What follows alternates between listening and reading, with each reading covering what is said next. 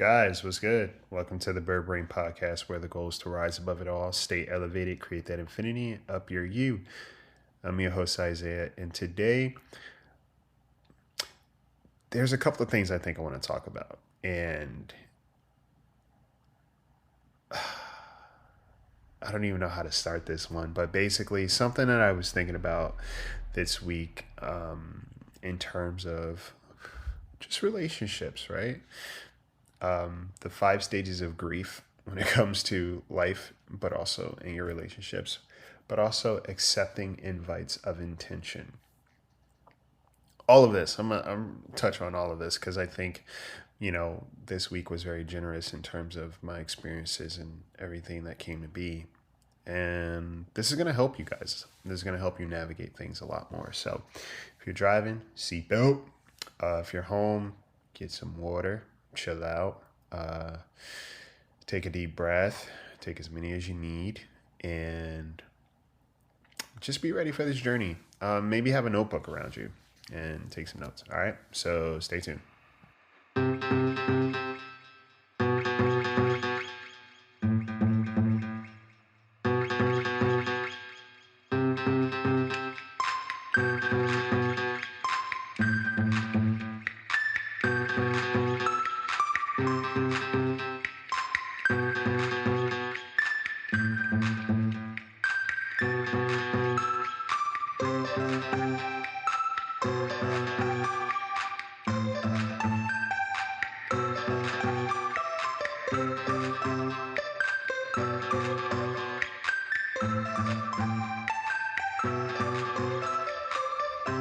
What's good, y'all? How are you? How is your headspace? How's your heart space? What's the tea?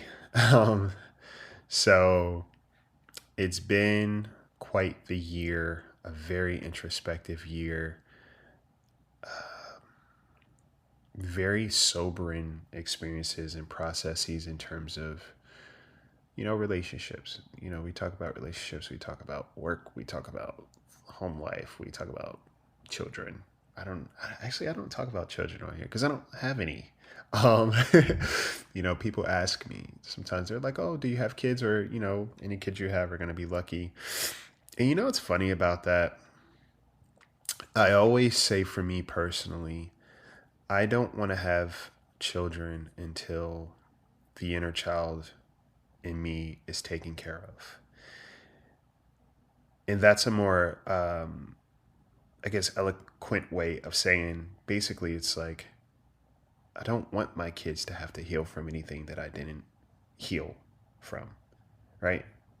They're not the responsibility of that. So before I bring another life into this world, I'm really hell bent on making sure I'm taking care of little Isaiah. I got some work to do, y'all. I got so much fucking work to do, but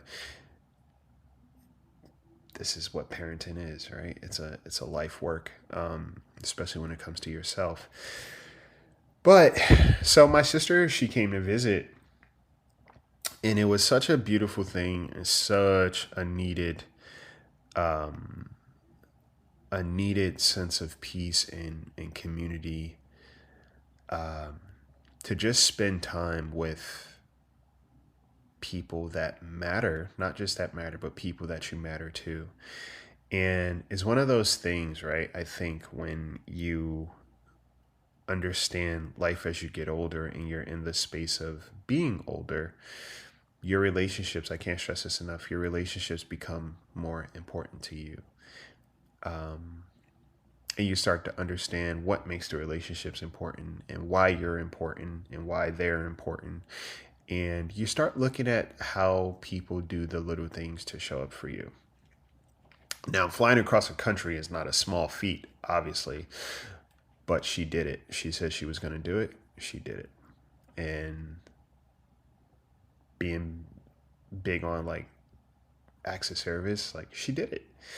And it was her first time visiting, but it was so chill.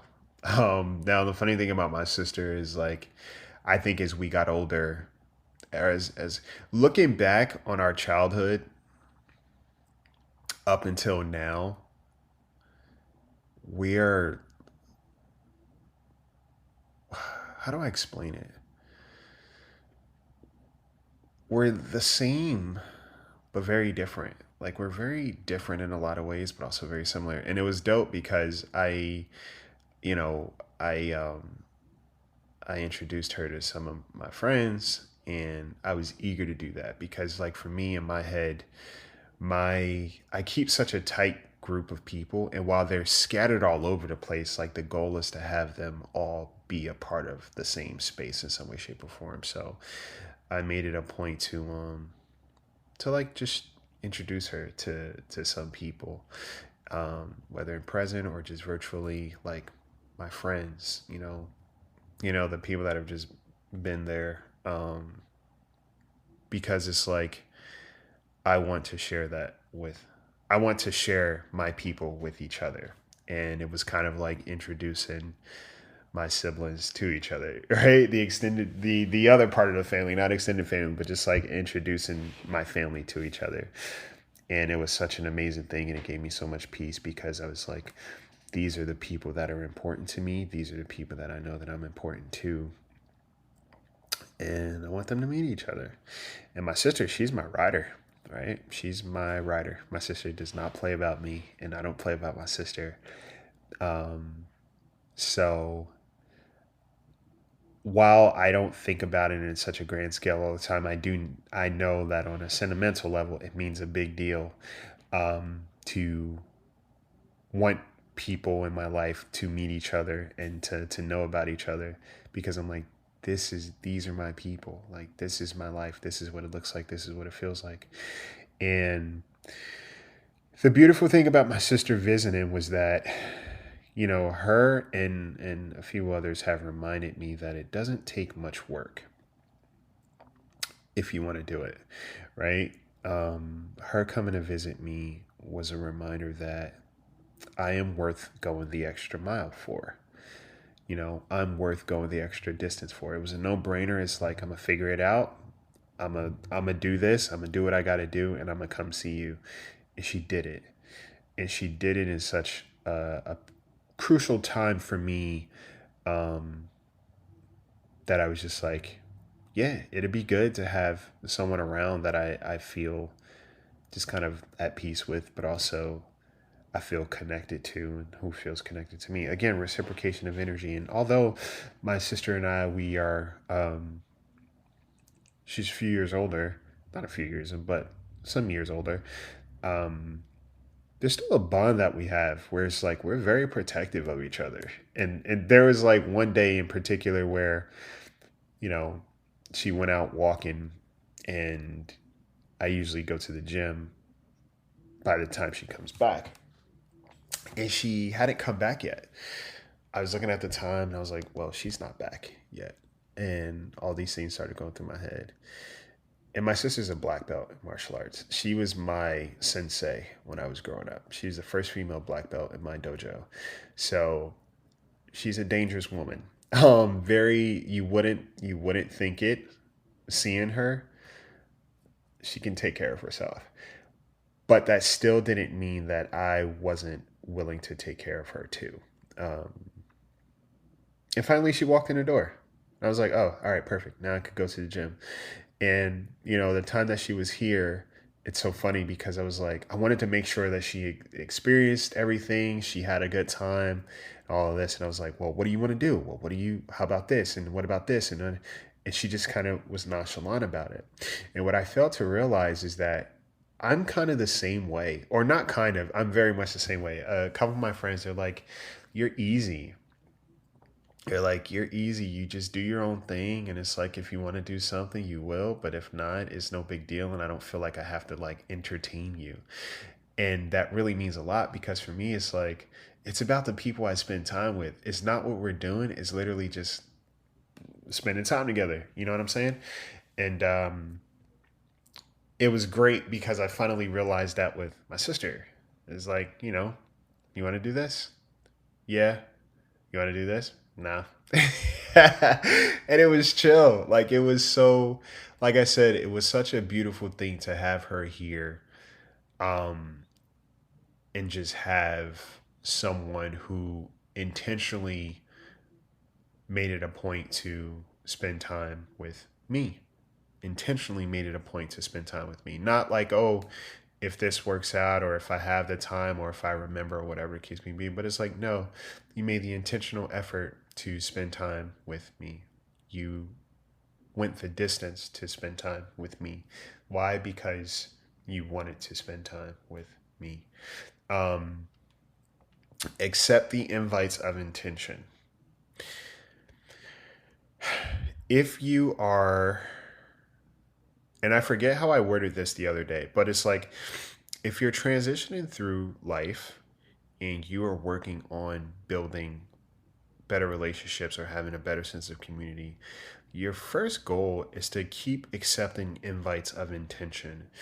In other words, be mindful of the people who are very intentional with you or the things that feel very intentional, because that will remind you, one, that you are deserving of this. While I don't always want to say deserving, but if you're used to feeling like you have to twist arms or just kind of wait to be dealt with, or maybe somebody's going to make an effort to hit you up or make an effort to spend time with you, but overall it's like it's an afterthought. Like if you're used to those kind of exchanges, it's great to pay attention to the invites of intention, right? The people that are intentional with you, not just because of what they can get from you, but what they're willing to give to you as well. And like I said, my sister coming out here intentionally, making the point to come out, and just spend time with me was an invite of intention. My other friends who, like, we make plans to do something, even if it's just like FaceTiming, we'll make a point to do it. That's an invite of intention, right? Saying what you mean and mean what you say. And acts of service is big for me. So when people say they're going to do something, in my head, I'm like, all right, cool. This is a binding contract. It's not like a demand, but it's like I'm going off of what you say. So if I can receive clarity from certain exchanges, perfect, right? That builds trust. That's a trust builder for me. And, because I'm not having to sit around and figure out if somebody's going to show up, if they're not, if they're going to respond, if they're not, whatever the case may be, especially when it comes to important relationships in my life. It's like, look, life is fickle enough. People are very fickle. The last thing I want is to have fickle relationships where it's like I said, I'm waiting or I'm trying to figure out if somebody's going to be present or not. Accept the invites of intention. Go towards more of what you want to create more of, right? So if you're unfamiliar with what that looks like, just pay attention to the people that are intentional with you. Even if it's like a slight inconvenience, you see what I'm saying? Because when my sister is like, okay, she had to get on a plane. She brought her puppy, right? It's hot as hell out here, right? All these factors kind of were involved in her making the decision to come see me. She didn't have to come see me, but she did. And she meant it. She came, right? And that meant a lot to me because it was like I was worth the effort for her to do that. And would I do it for her? Absolutely. Have I done it for her? Yes. Right? It's just a no-brainer. Like when it comes to people that matter, it's a no-brainer. Because I've noticed in other relationships, it was kind of like, well, if this other thing doesn't work out, then nothing works out. And that, just kind of reminds me that it's like, I'm not the intention of the whole thing. I'm just kind of a plot point in it, right? And that, that feels weird, but it's something worth acknowledging and processing too. Is like sometimes, your relationships are based on convenience and convenience only. when the timing is right, like when it benefits the person.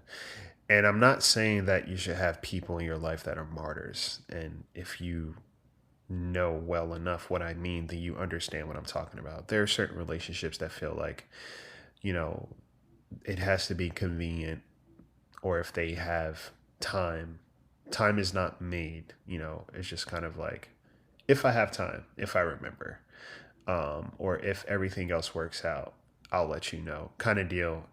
Versus it being like, hey, this is about our relationship. Fuck everything else. And if other things don't work out, I'm still going to make it a point to show up because this matters. This is important to me. Invites of intention. And onto that, there's the concept of the 5 stages of grief, and how to know if a relationship, what the shelf life of a relationship looks like. You know, in the I took a psychology of aging class, and it talked about when people are on their journey towards the end of life. 5 stages of grief: denial, anger, bargaining, depression, and acceptance. And a relationship, when it's on its end, also exhibits those qualities too. First, you deny that, the relationship hasn't always been what it feels like, or like you deny that this relationship may have been more important to you than the other person. You deny that this relationship probably existed for so long because you were overgiven and overextending versus kind of allowing it to be an equal give and take. Then the anger sets in where it's like there's certain things that you're just hurt about and frustrated about, and you feel it, but also it just exists in your relationship now. Like the lack of effort, lack of intention, infidelity if it's a romantic relationship, but friendships too, it's like there's a lack of intention or a lack of effort. Like you don't feel like you matter. So it's like there's anger there and there's hurt there. Then it comes bargaining where it's like, oh, well, maybe it's not that bad. Or, maybe I should just give it another try. Or, oh, they have so many things going on and yada, yada, yada. And everything's all good. And then you have depression. Depression sets in because you finally realize, all right, you know what? This relationship actually, it's what I thought it was. And what it is not really much beyond what I hoped for it to be. Because the other person has kind of like exhibited a consistency in patterns in terms of how they feel, or I'm not a priority, or whatever the case may be. It's just like, that's okay. And then acceptance, right? Where it's like you allow that to be the reality. You understand, okay, some things are going to need to shift. And that's just what it is, right? You can never make someone value a relationship more than what they already value it as. It's just not going to happen. And there will be some pain body in understanding that you might not be a priority. And I talked about this in early episodes where it's like you understand that you're not a priority, or you're not the people that you claim as your people, as I talked about last week. You're not their people. You're just not. And it's like, even if they say certain things, it's like kind of what they exhibit consistently on a consistent pattern is just an understanding of like, I'm not a priority, right? I'm not a priority for you. And it's painful when you have to kind of understand that they probably shouldn't really be that high on the priority list for me either. And that's kind of where the concept of mirroring comes in, right? Where it's like, we talk about matching people's energy. I think matching energy is not always the same concept because that can become petty, right? But like when you understand that, all right, in order for me to be at peace with what this relationship is, it's now necessary for me to not give as much as I used to and literally extend myself to the capacity that the other person has extended themselves, because that will prevent a lot more disappointment moving forward. Why? Because I'm now going to be comfortable with this level of energy because I'm aware of their energy and I've accepted the energy that they've been giving me. It hasn't been much.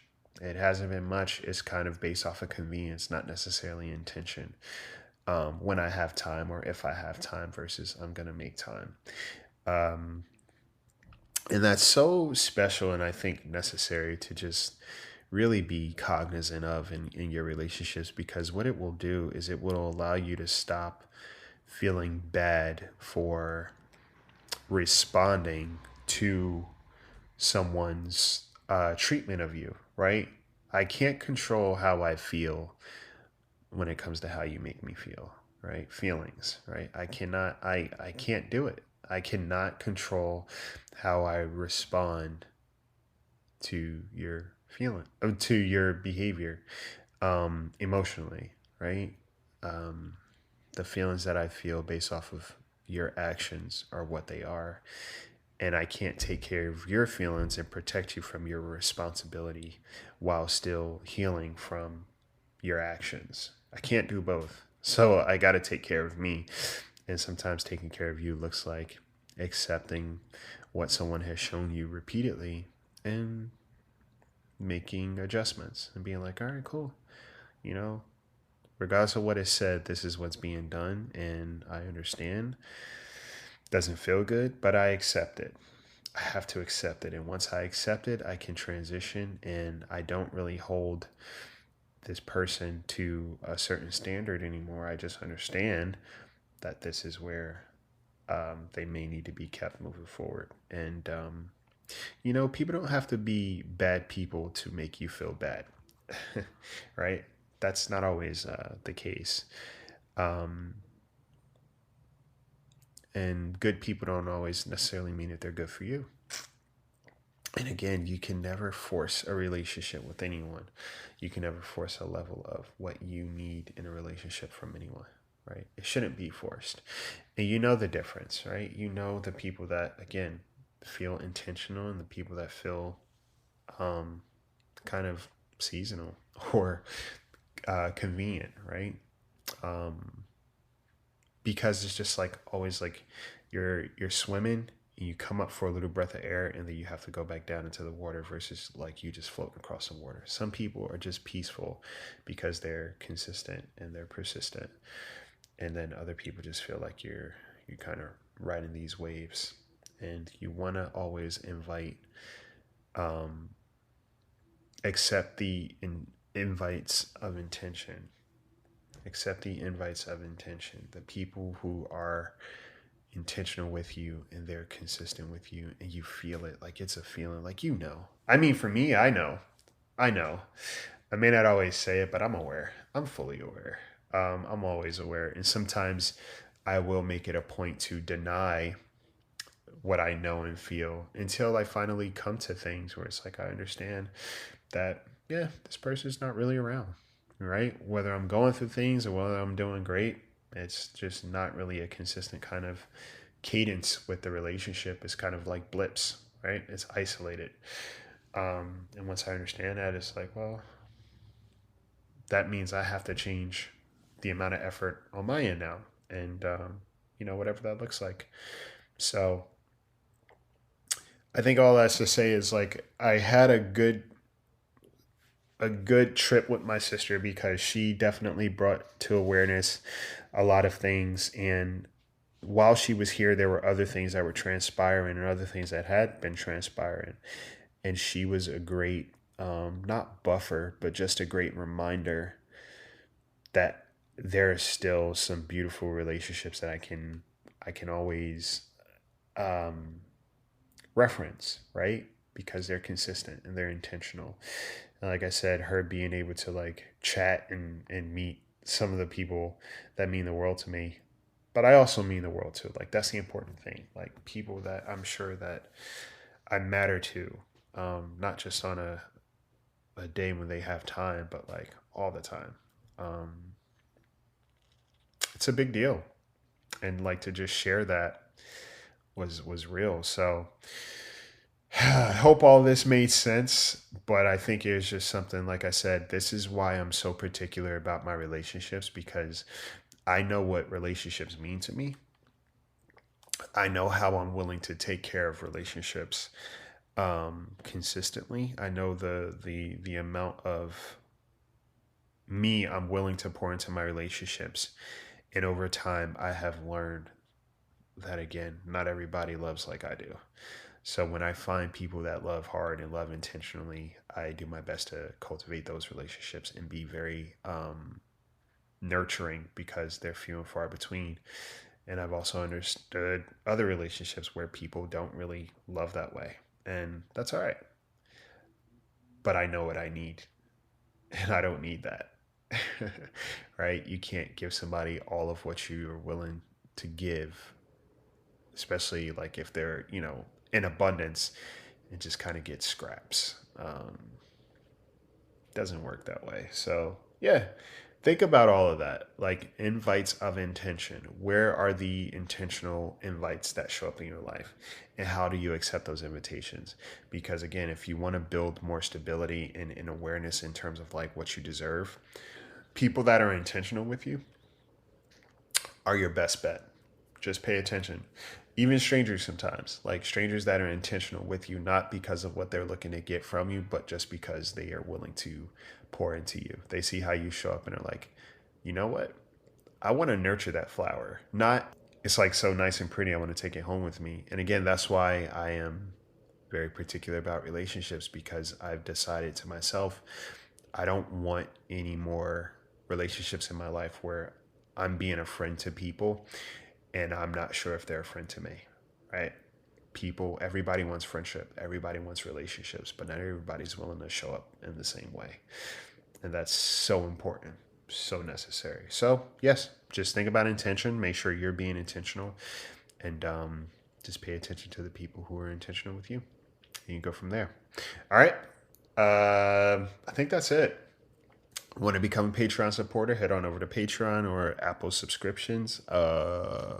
Birds of a Feather Journal. The e-journal is available. It's on, the link is in the bio description of this episode. What else? I dropped some new merch on the podcast store, because I know I always say drink water. So there are some things out there where you could actually drink while you listen to this podcast. And some new colors I dropped. I got tank shirts out now. I got my tank the other day and I love it. And what else? Coaching is available going into the fall. I always say fall is symbolic for me of change, because during the summer, a lot of things happen for me typically. And it's like a season of change or preparation, where it's like relationships are just changing and the leaves change colors and they fall away, but the tree still stands, right? So coaching is available. Hit me up on that. And the coloring book is still available. If you ordered the coloring book, it is on its way. Once I get the books, I sign them and I ship them out to you guys. The process is just a little bit longer because of where it's coming from. But yeah, those books will be getting to you guys. And I think that's it, y'all. I don't know if there's anything else. Follow the Instagram. And yeah, if you guys have any questions, reach out at thebirdbrainpodcast@gmail.com. And subject headline, if it's referencing to coaching, or if you have a particular question, whatever the case may be, holla at your boy. All right? Take care of yourselves. Take care of each other. Take flight.